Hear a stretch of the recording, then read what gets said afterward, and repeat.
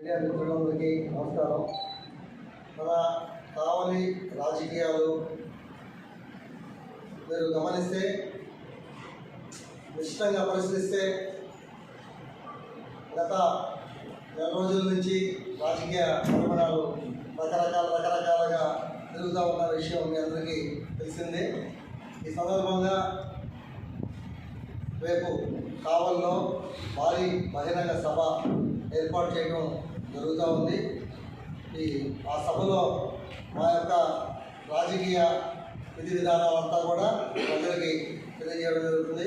కావున కావలి నియోజకవర్గ ప్రజలందరూ కూడా మన మున్సిపాలిటీ గ్రౌండ్, పోలీస్ గ్రౌండ్లో భారీ బహిరంగ సభ అంటే 14 సాయంత్రం 3:30 గంటలకి స్టార్ట్ అవుతుంది.